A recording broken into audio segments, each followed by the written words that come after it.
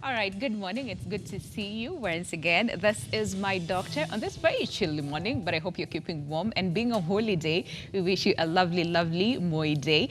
But all the same, thank you very much for joining us on My Doctor. My name is Winnie Lubembe. Now, when a baby dies before it is born or soon after birth, the parents have to go through a difficult moment or even process of emotional task, and that is to say goodbye to someone they had a little chance to know. And of course they must accept that life has ended even though it barely began. So how do you cope with the loss of your child, either preterm or stillbirth or even after they are born? And of course, is there such thing as moving on? Is there such thing as someone heals from the emotional pain? Well, not to worry, because that is our subject of discussion today. We'll be focusing on when you lose your baby, what exactly are you supposed to do to help yourself heal, to help yourself grieve? And of course, how long does the grieving process take? I know different people grieve differently, but of course, we'll have so much answers in today's topic, not to worry.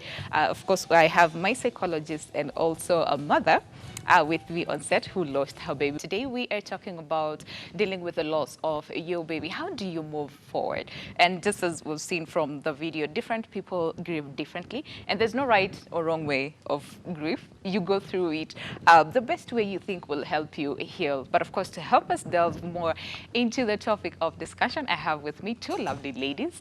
Of course, let's meet them now before we even say, and them introduce themselves and whatnot. Good morning.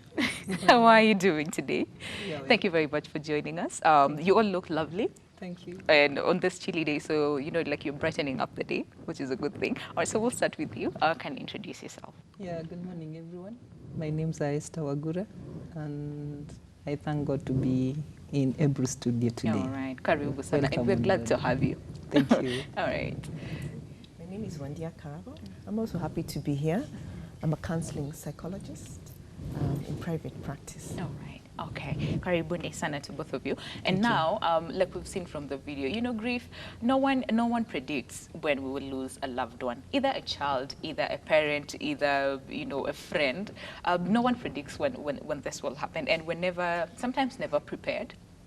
For the same. So it can be a really difficult, moment to go through, and especially for a child where you've barely had time, to know this person. So Esther, you went through this. When was that, and how old was your baby? Thank you so much, Winnie. And for sure, losing a child is not an easy thing, and because the desire of every parent when you get into marriage is having children. And when you lose a kid, that vacuum will always be there. And sometimes it's not easy to overcome the grief. But when you have a supporting person to walk you through, sometimes it becomes a bit easier. But for sure, it is not an easy thing. It is a process, it is a transition. And sometimes it takes longer or shorter depending on the process you are using to overcome the vacuum. The vacuum. All right. So you lost your baby when 5 months? 5 months. Okay. He was my first child. I had just gotten into marriage. I conceived. And he was a very bouncing baby boy. And we were so much excited to have him. Yeah. And we never knew the joy would go for only 5 months. And so when it happened, my kids, I think, he was going through the process of teething, and the teething, the temperature and what have you. And being a very young mother, I didn't know how to go through these issues. And I remember that day I took my child to hospital, to a nearby clinic. And the doctor that I found, I realized later, I think the treatment that he took him through was not the right treatment. Okay. So within a very short period, few hours, my son was gone. And it was not easy because he was my firstborn. We were excited to have him. And I'm telling you, Winnie, it was really a hectic time, very difficult time. From the hospital, back at home. It was not easy. It was not easy. All right, and like you said, whether a child or an adult, of course, we're not prepared. And then for your case, 5 months. And of course, as a first-time mom, you're excited to have your Very baby. excited, And then 5 months later, Yeah. there are no more. So Wandia, take us through now. grief, in general, before we talk about, for Esther's case, I mean, the child was only 5 months. And of course, that bond that you have with your baby. And then all of a sudden, they're not there anymore. This person, the way the babies smile, it's always like, there's a weight melts your heart. Yeah, and then it's not there anymore.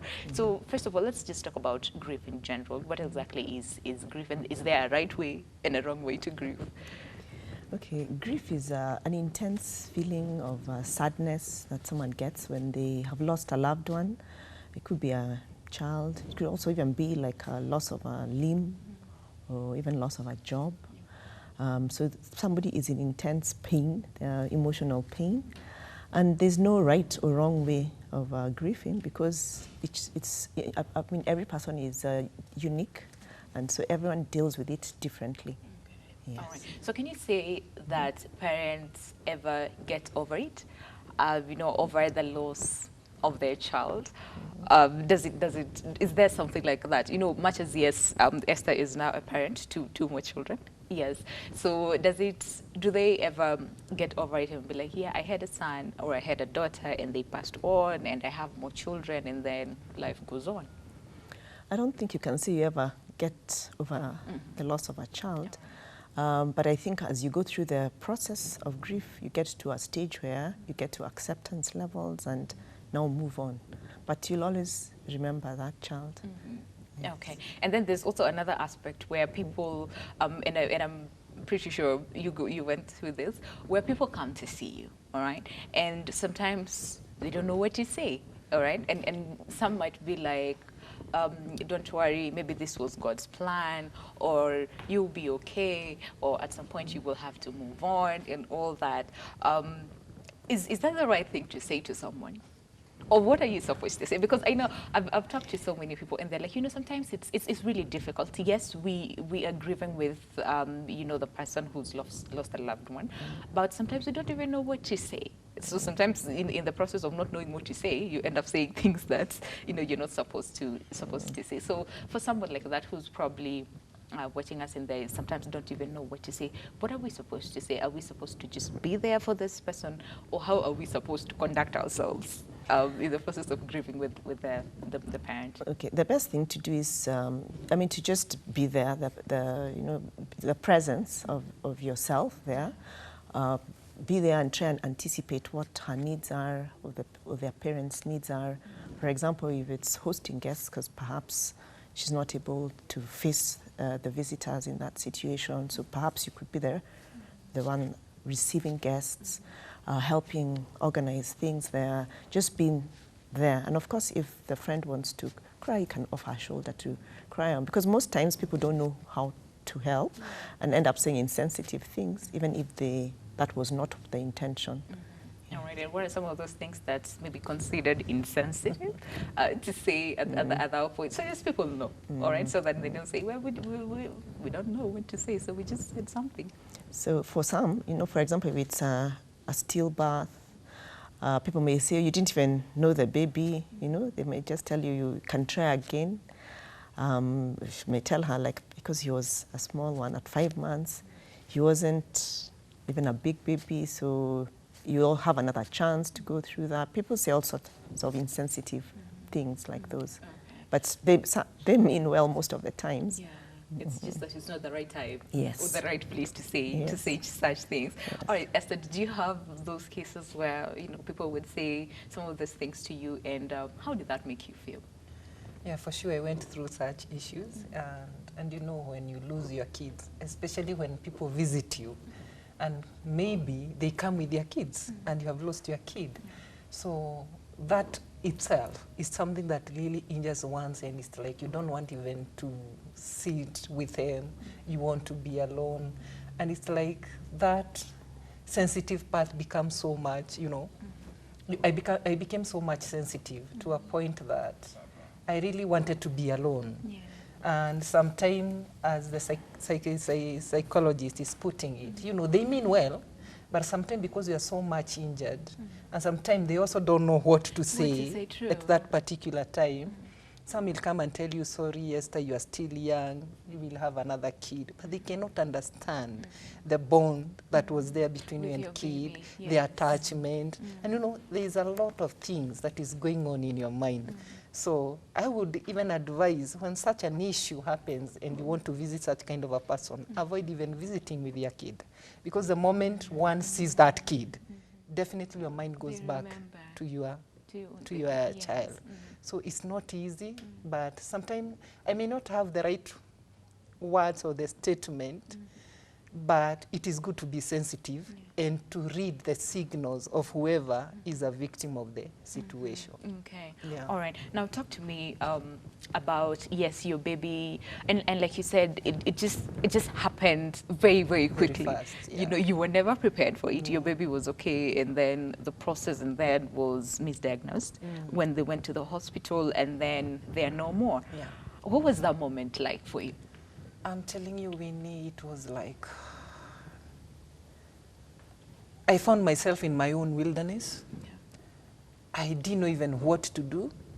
I even feared conceiving again. I had a feeling like I will get another child, then something else happen. I'm telling you, it is a total torture. It is like your mind stands still, you cannot reason anymore, you can not think anymore. And it's like you feel even God hates you. Why would he give me a son, then after a few months, the son is, you know, it is a mixed feeling. And it's really a torture. All right. Yes, Okay. it's not an easy time. Okay. Yeah. All right, Wendy, talk to that grieving mother who, you know, might not have lost their child, you know, after a very short period of time, but they lost their child, and they're still dealing with that pain and confusion and anger and guilt, you know, all those mixed emotions at that particular moment. What would be the best way for this person to take care of themselves at that particular moment where they're told, you know what, your child is no more? They should allow themselves to go through the process. Sometimes expectations of society on us are very different. They expect that you'll just snap out of it, life will go back to normal, but you must let them know that you're taking your time to go through it in your own way, and do not feel pressurized by what society's expectations are. When you have days you feel like you just want to cry, take time off, try and maybe get back to a routine of the things that you normally did, so that you at least get yourself busy on other things, but just allow yourself to go through the emotions.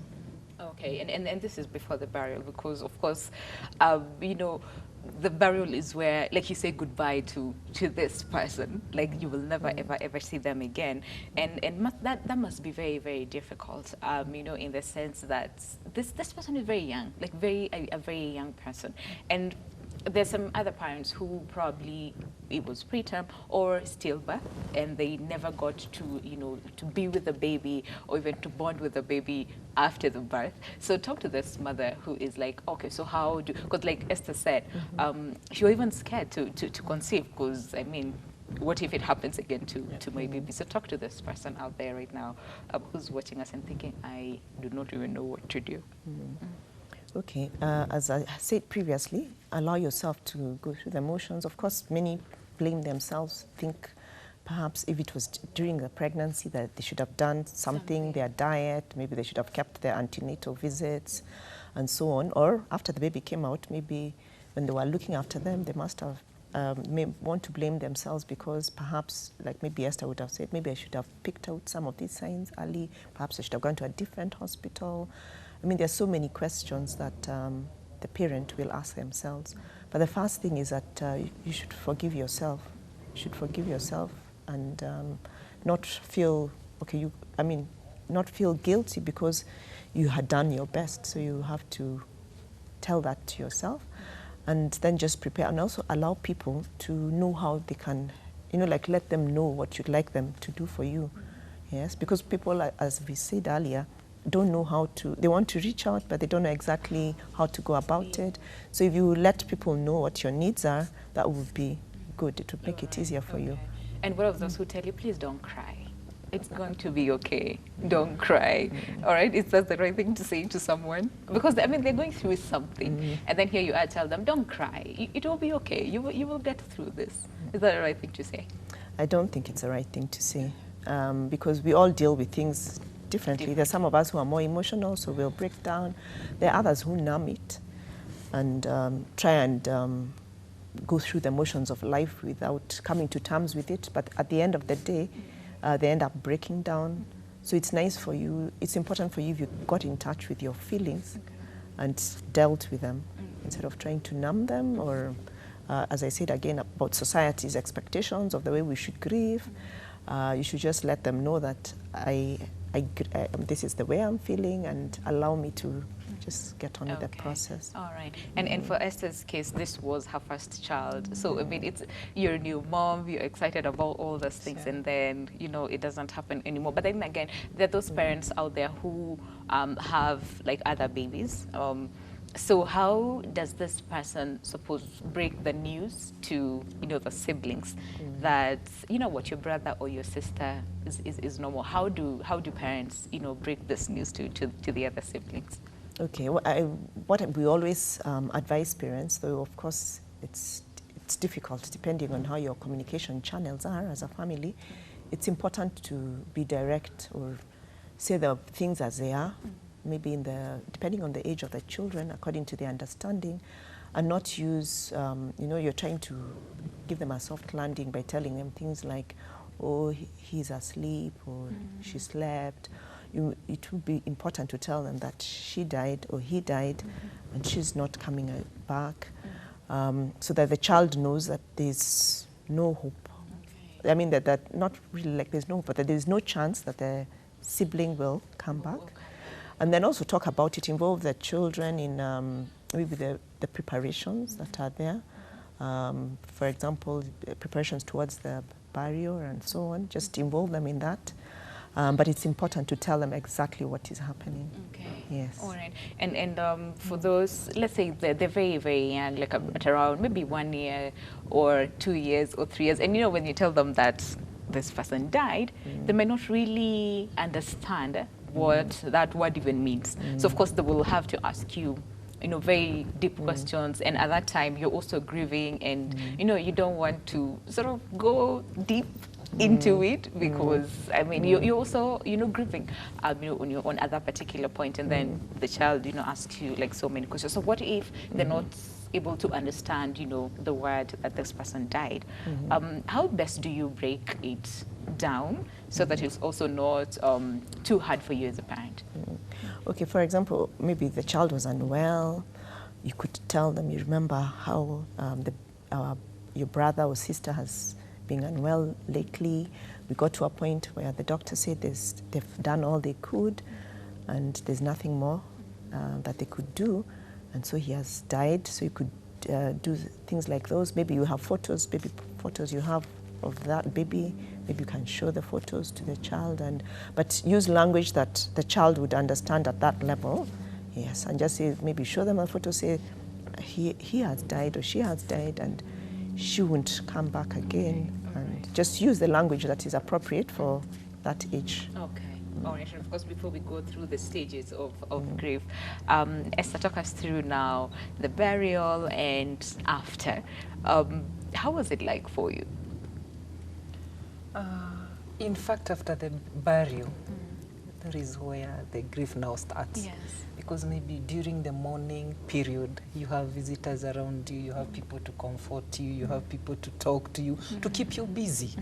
But now after the burial now, you go back now to your house, maybe you and your spouse, nobody around to calm you down or to walk with you. So it's like now, most of the time of the hours, you are just thinking about your child. So it becomes very, very, very hard even to overcome and go through. At some point, the anger is too much. The bitterness in you is too much. You're always accusing God why it happened. And it makes you become so much reserved. You don't want even to mix with people. You don't want to meet your friends. You don't want to meet people with family, with kids. So it is a very sensitive period that if one is not sensitive enough or have somebody to walk you through, it end up in depression. So that is where, in fact, the grief starts. Yes. And did you get to a point where you fell into depression? Yes. Okay. In fact, I think I was telling the psychologist here, I think for the last few months now I've been able now to overcome. Oh, wow. Because it doesn't matter now, I have 2 kids. Yeah. But the vacuum of my firstborn is still there. Still there, And true. as much I have 2 kids, I don't think either of them can be able to replace my firstborn. That's true. The memories are still there. I still remember him. He was my first child. So it is only that after now having the 2 kids now, at least now the grief and the pain subsides. But it is still there, but now it's not as it was when I was without any other kid. All right. Yes. Okay. Now talk to me when that period where you fell into depression. What exactly happened to you at that particular moment where you're in depression? And like you said, you had cases of anger and grief, and you just wanted to be all alone. Yes. You don't want to see people with their kids. Exactly. And how did that affect your relationships with the other people around you? Yeah, it affected me really because I didn't want to mix with people. I didn't want to, especially to associate myself with people that have kids, because the memory was really hitting me so hard. The pain becomes so fresh again. And I remember when I started now going to depression, I had those feelings I don't want to talk to anyone. I want to just, from the office back home, I don't want even to go anywhere, even on a weekend. There are things that I would love doing, but I find myself, I'm not in mood of anything. And I didn't realize I was going into depression because there are other things that also came about after having kids and many other issues. Until at a certain point, I started even forgetting things. You could tell me something and it's like after maybe 1 hour, I don't remember what Winnie told me. Maybe I had an appointment, but it's like I booked it, but I forgot. So until one time, there is a friend of ours, a family friend, who realized there's something that is really going wrong. And he really insisted, Esther, what is happening? You are forgetting of late nowadays. Even when you come to church, after service, you don't want even to greet people. You want, after service, you're home. There is something wrong. And he introduced me now to another psychiatrist, a psychologist. That is the person now who started taking me through issues, being happy again, taking life positively. And it is a transition. Okay. With time now, I started now accepting the way things are. And I realized I have also my own life to live. Yes, true. And it is my responsibility to make myself happy. So the moment I started taking things positive, that is when now my pain started subsiding. Yes. All right. Okay. One dear, sometimes it might be very easy to fall into depression and you do not know that you're falling into depression because, like Esther says, people grieve differently. There's some people who would want to talk about it, but there's some who will be like, no, I do not want to talk to anyone. I just want to be alone and all that. So briefly, what would you say is the best way to take care of yourself? Yes, you're grieving and it's okay to grieve. It's okay to take all the time you want as long as you help yourself to heal. But then again, how do you protect yourself from now falling into depression? Yeah. Okay, just like the things Esther has said about it's seeing how she's withdrawing from people. Maybe if you're able to, somebody can tell you that they notice those things, like her family friend noted.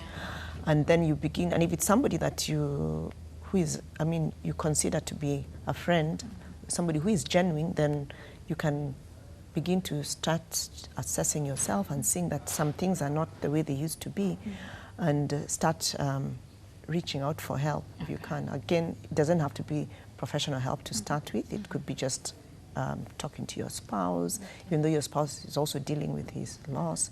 It could be talking to a friend, And then finally, maybe also talking to a professional. Okay, Yes. all right. But then again, there's some people who are not okay to share their, their problems or their issues with people, so they prefer to keep it to themselves. Of course, we'll also talk about how best can this person take care of themselves, but then again, ensure that they don't bottle so much that they would find themselves falling into depression. This is my doctor, and today we are focusing on losing of your baby. How do you cope, with the grief? How do you take care of yourself to make sure that, yes, it's okay to grieve, but then again, take care of yourself so that you do not fall into depression? And like I said, if you have any question in regards to today's topic, feel free to call in live. The number is 0791 478990. And of course, Esther and Wandia will answer all your questions. Now, Wandia, before we went for break, we were talking about how you need to take yourself so that you do not fall into depression. And there are these kinds of people who are not okay to talk to people about how they're feeling and what they're going through at that particular moment, so they prefer to go through it alone. That, of course, is dangerous because you might fall into depression and you don't know. And then there's also another special group, and that is the men who, most of the time, they're not okay to, even seek help because they feel they can handle it, all right? So what can this person do to, in as much as you do not want to overshare what you're going through, but just seek help? Okay, for some people, maybe journaling their thoughts helps, just writing down the thoughts, because it also helps you get in touch with those thoughts. So that can help relieve whatever you're going through. And then even knowing that you need to take time off and do something that you normally enjoy as your me time. You could also do that. Maybe you have a hobby like gardening calms you down, perhaps reading some books calms you down, perhaps cooking.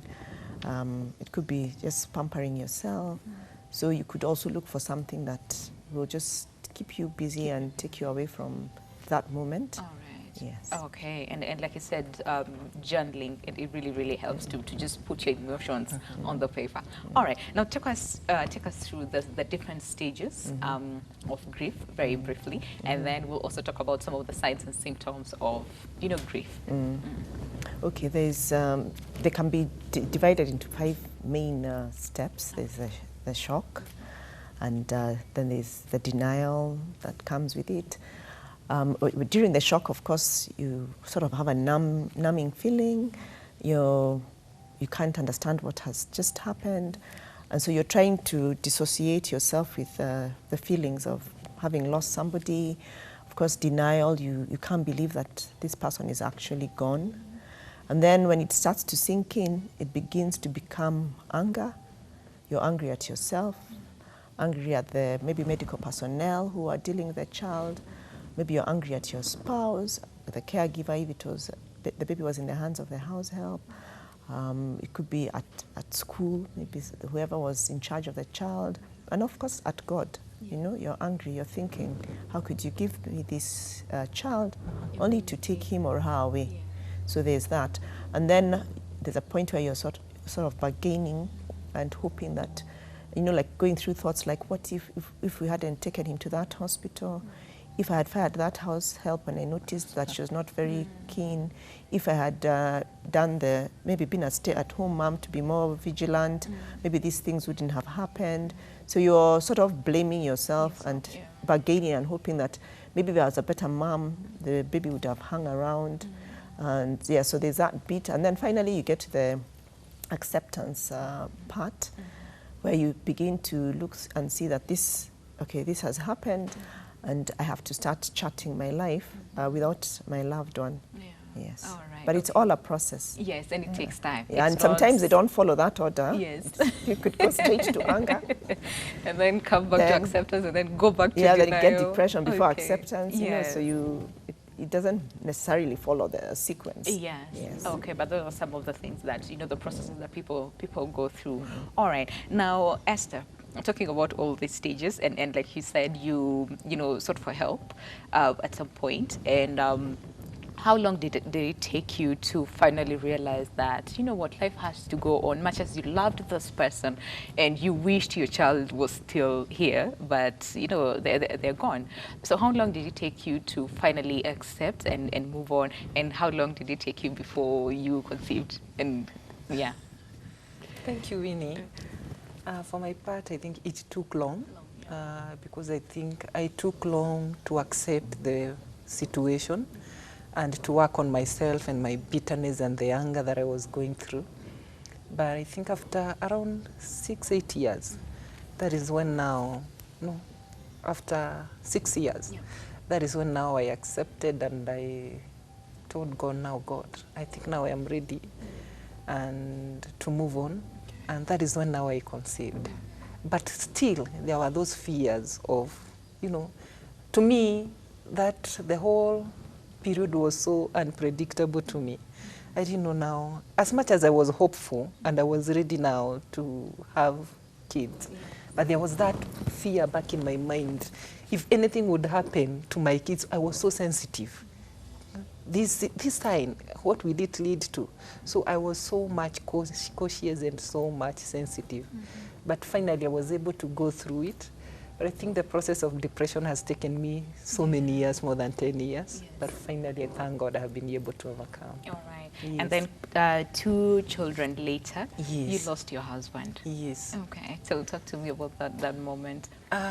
It wasn't easy, and I think that is why it have taken so long for me to be able now to overcome. Because now after overcoming the loss of my child, then after a few years, now I had 2 kids. Before they are grown enough to maturity now, along the way, I lost my hubby. So I found myself back again with the same pain, the same bitterness. Yeah, I'm alone now with 2 young kids. I don't know even how old to... were they at the time? My firstborn was around 7 years. The other one was, I think, 2 years. So they really needed the dad around. It was not easy now for me to be able even now to bring them up, especially psychologically. There are many questions that kids ask, and sometimes because I'm also wounded, I am full of anger, I'm full of bitterness. Instead of responding to their issues, I was reacting to their issues. So I found myself pouring my anger to my kids. And kids, they will always ask the question, why did our dad go? What happened? I remember one time my daughter was outside praying, and it was on a weekend. Then she came back in the house, and it was like, Mom, I want you to tell me something. And it was like, what? You usually tell us that God loves us so much. I told her, yes. And the question was then, why did God took my dad but did not take Shiro's dad? Why did he have to take my dad, but he never took Shiro's dad? You see, that child was praying outside. I don't know what conversation was going outside with the other kids, because she came back in the house and that was the question that my daughter asked. So it was not easy for me to answer that question, but somehow, because you don't want to show your kid you're weak, you would try to maneuver your way around. Either you'll be able to give her the right answer, or you will put the child off.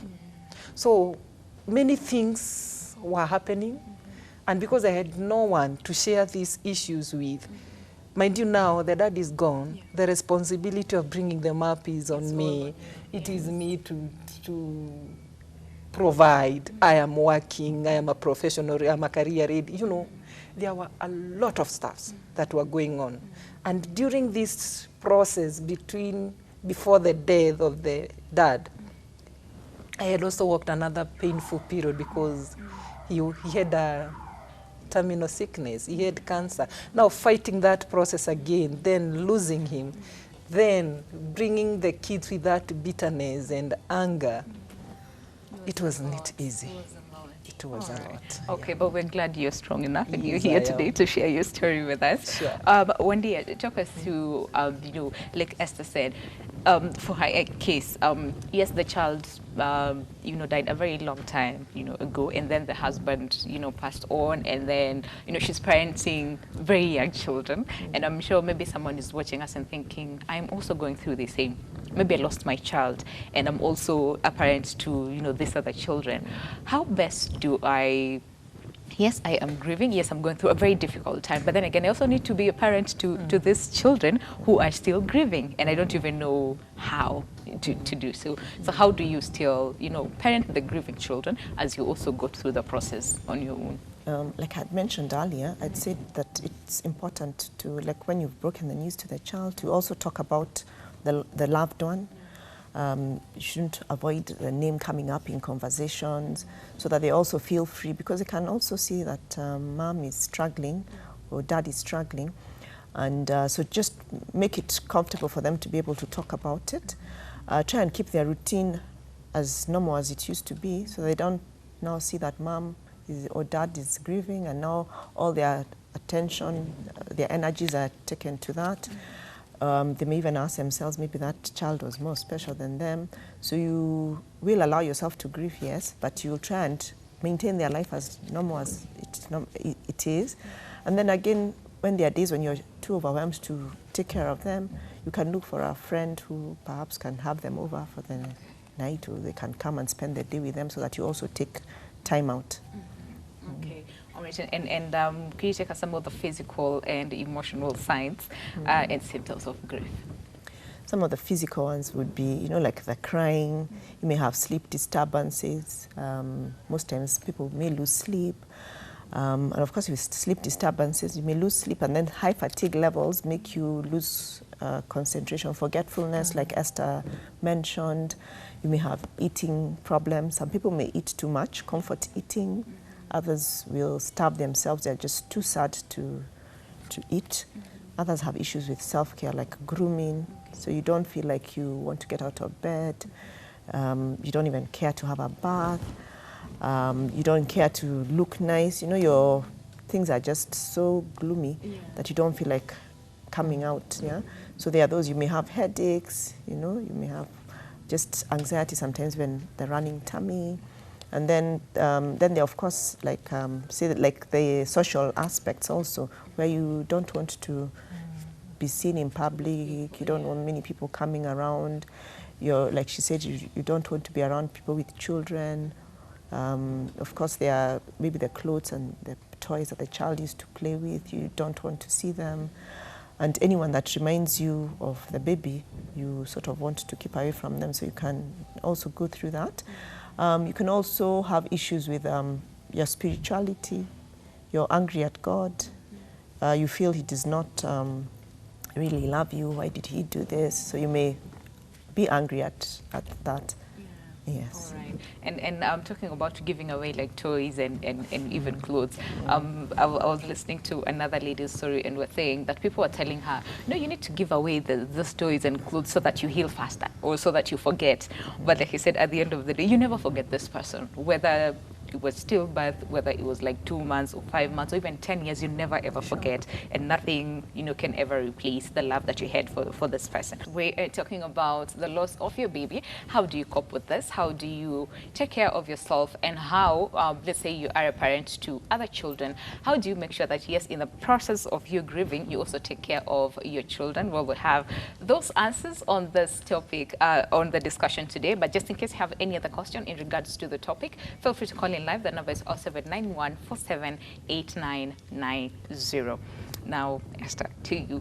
Of course, you went through all these things, as a single person, and raising your children now all alone, and all that. But now, before your husband died, did the loss of your first child affect your marriage in one way or the other? Not really, because we were bonding very well with my hubby, and he was always there to support me walk through the journey. And all along he was there for me. He would encourage me a lot. He would pray for me a lot, as he prays for himself. Yeah, because he's also grieving. Along the way, we were grieving together. Okay. Yes. All right. Okay. And just in case someone is watching us and thinking, you know what, those cases where you develop anger, there's the guilt, and then depression, and sometimes maybe one parent might be even angry at the other. So what would you tell them in regards to, yes, this is a process that you're going through together, so stick together and go through it together? Okay, what I would recommend is that, first of all, someone must realize that the way you're grieving is different from the way your partner is grieving, and to accept that they will deal with it. They have to go through those stages in their own way, at their own time, and try to be sensitive To the person. to their... Sorry, I need to interrupt you because we have a caller on the line. Irene from Utawala. Good morning, Irene. Hello, good morning. Morning, how are you? Hi, how are you? I'm good, and you? Very, very well, thank you. Thank you so much for calling in. Do you have a question? I just wanted to comment on Esther. All right. My friend. Oh, wow, okay. Yes. All right, thank you so much. No, thank you. Oh, okay, all right. Okay, now, yes, you were talking about taking care of each other's partner. I was saying that you need to realize that both of you have lost a child, but you will deal with it differently. So you may be at different levels of the grief process, and it really helps to be understanding. And if the person feels that they want time on their own, just accept it and let them be and let them go through it in their way. All right. Yes. Okay. And Esther, yes, after the passing on of your husband, of course, like you said, you went back to how things were and all that. So talk us through how you were able to go through the process and in the end being strong enough to even come here today to share your story with us. Oh, wow. Winnie, the journey has not been an easy one. Because as I had said earlier, he went through also a very painful process of sickness and what have you. Then he's passing on. So mind you, during that transition, I was all alone, taking care of him. So there are many things that I was carrying inside me. So when he passed on, I had a very also difficult time, because here is Esther, who has been grieving. Here are the kids who ask questions every day, the kids who are so had bonded so well with the dad, and them coming to terms was not easy. Here is a sick person, because it's like I will say I was sick also, I was bleeding, but I am expected to walk my kids through, and there was no one to walk my kids through. So I would find, instead of helping my kids, I was deteriorating the issue. Because every time they would ask me questions, they would want to know why things happen. I would react to them because of the anger that was inside me, because of the bitterness that I had inside me. But out of that period, it has now over 4 years, I realized last year I developed very, very, very bad acute ulcers. Last year I was in and out of the hospital, and late last year I went through a very extensive surgery of the same. And I remember during that time when I was going to theatre, that is where my turnaround came from, because I remember the senior surgeon came to me. He went through now the notes of where I have been going, the treatment that I have been going through. And so like that surgeon looked at me and was like, Esther, I want us to talk. You are a very young lady. What has made you go to such extents? And so like we took like 10 few minutes talking with the senior surgeon before now the procedure starts. And I remember that surgeon spoke to me and told me, Esther, you have your own life to live. Your 2 kids have their own life to live. And until yourself heal, your kids will no longer heal. Because until you accept, you come to a situation how now you are stable, both emotionally, psychologically, physically. That is the only time you'll be able to help your kids. And from those words, I started realizing I have my own life to live. I have my own happiness, I'll never reverse what happened. My kids need me more than. So that is where my turnaround came, and I started seeing things positively. I started, accepting that things happened. I am living because of these 2 kids, and I also have my own life to live. It doesn't mean because he went, I don't have a life to live. And since then, I even have started having easy time to interact with people even the people who have families, because even the friends that I had, those who had family, I had kept off those families completely, because they will remind me a lot of things. There is this mentality in the society when you lose a hubby and you are seen with somebody's hubby. You know, there are many things that really happens when you find yourself in such issues. But I thank God from around June, I've been able to overcome. And I think I'm happy again. My kids now have been able to take them through the journey. And I think I'm now living a life with value. All right. Yes. Okay.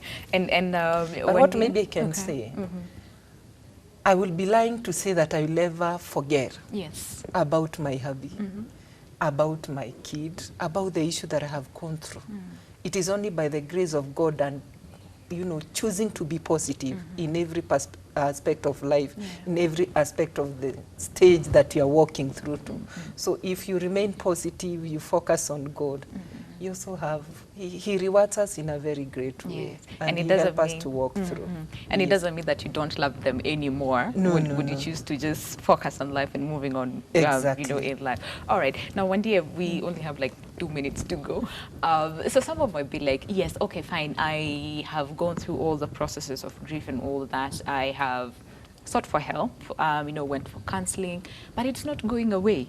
What am I supposed to do at this moment? You know, when, you know, the grief is not going away, the pain is not going away. What can this person do? Okay, first of all, the person needs to remember that they will deal with it differently, that they should just allow themselves to go through it in their own way. It doesn't work. You know, sometimes you get stuck at one stage of the grief, but it's okay. It's like you said, like seeking happiness, trying to do those things that kept you busy those days that you enjoyed. It is important to do that. Sometimes it's also good to look for a support group of other people who've been through it, because sometimes you tend to feel that they haven't dealt with a loss, so they cannot really understand. But if you're able to locate a support group, it would be a very good, to be of help to you. All right. Okay. So thank you very much. We need to end the show like right now, but thank you very much for coming and, of course, giving us insight on how to cope. And we're not saying there's a proper, you're supposed to grieve this way, you're supposed to go through all the 5 stages, like follow one stage at a time. No, different people grieve differently. But the most important thing is, yes, allow yourself to go through the process, but take care of yourself at the end of the day. All right. So thank you very much.